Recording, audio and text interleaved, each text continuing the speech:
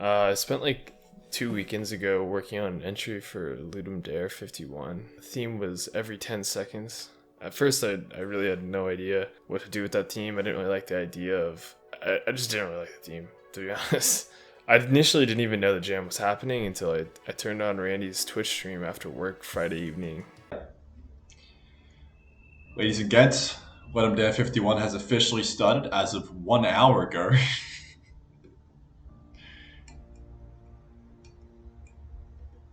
So we're going to get cracking on this bad boy. The theme is every 10 seconds. After it had already been announced for a couple hours, and I saw him brainstorming for it, and I immediately knew that I had to enter the jam category and try to make up for lost time. This is the third game jam that I've entered, and I hadn't finished one at this point, so I was a little rushed. My first idea was to have an enemy or a wave of enemies appear every 10 seconds. My idea was roughly based on this old Warcraft 3 game called Cruiser Command. The basic premise of the game is that you're controlling a battle cruiser in space, and you have a fighter pilot and a mining ship that can spawn out of your battle cruiser. This isn't really how the game's played in Warcraft 3, but this is a game jam and sacrifices need to be made in order to complete a game, so this is the abridged version. You would basically follow around your mining vessel as it mines asteroids, and you would be able to buy upgrades as it mines more minerals, and upgrade your ship and maybe spawn like little fighter pilots out of it as well. Kind of like in RTS where your base is moving essentially, and then every 10 seconds a wave of enemies would spawn and attack your ships, progressively getting harder. I was planning on doing it in a top-down style, just like how Mrs. did in this YouTube video. I was even planning on using the same Kenny assets just because I like the style so much. I really like the idea, but I had literally just made a game about space mining, and I really wanted to make a first-person game. Also, whenever I come up with ideas, I almost never go with the first idea that I think of. I try and force myself to come up with at least a few different ones. I always think of this quote, even though it doesn't really make sense in this context. However, this time I didn't even really need to think of my own idea. I was still watching Randy at the time when I heard him say this. You freeze. Don't cold. Classic. He had just created a small game called Don't Cold where you need to charge batteries and build a base to stay warm. So I figured I'd just rip his game off, except I'd make it in 3D, and instead of batteries, you need to keep a fire supplied with wood. The crazy thing is that this game was also kind of inspired by a different Warcraft 3 custom game called Wilderness Survival, where you're in a snowy forest and you need to create a fire to keep warm to survive. At this point, I feel like all of the inspiration for any game that I create is some random Warcraft 3 custom game that I played in middle school. The premise of the game is that you need to stand near a fire, and if you don't, you'll have 10 seconds to make it back to the fire before you freeze. The fire will consume logs, and you'll have to feed the fire or create a new fire to stay warm. The goal of the game is to migrate south to an area with better weather conditions. So now that I had my idea, I cracked open a new Unity project and got to work.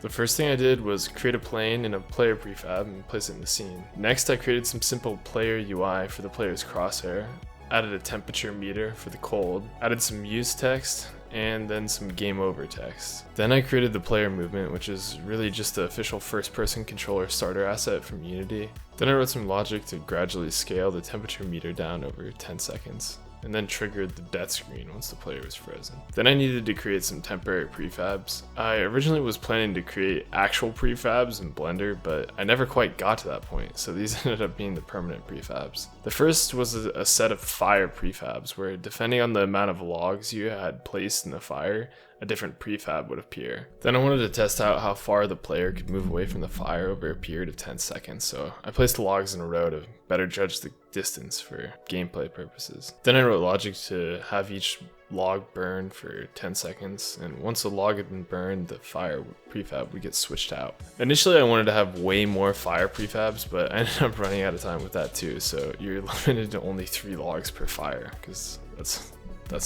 all I finished, alright. Next I added logic for the player to pick up logs off the ground and toss them into the fire. Then I tested it all together to make sure the game was losable. Next thing I had to do was create an environment.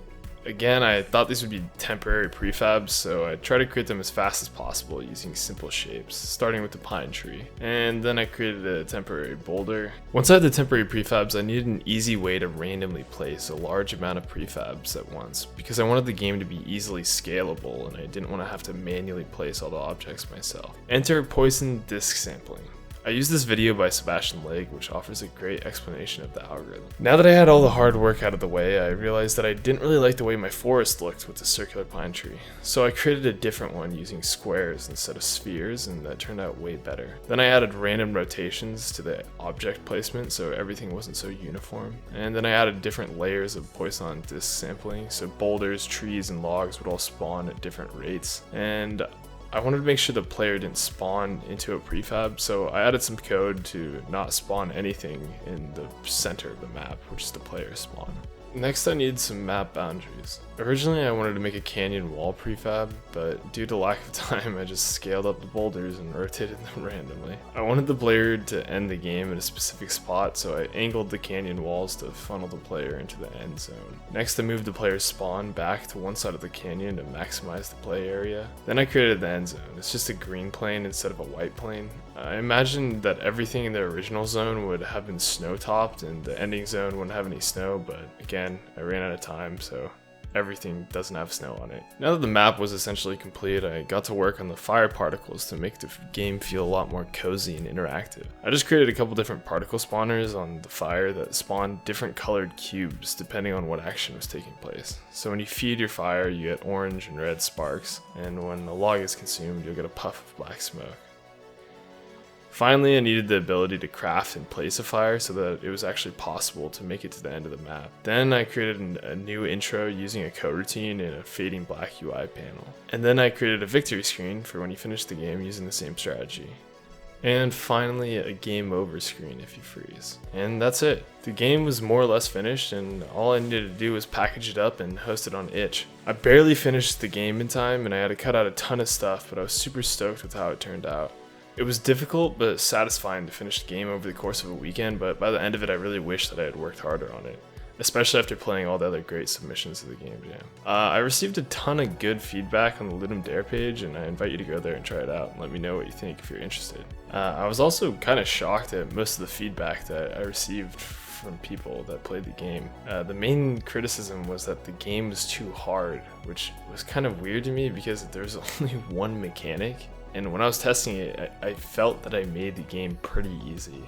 If you couldn't beat it on your first try, you could usually beat it on your second or third try, and it usually only takes about a minute or two to complete.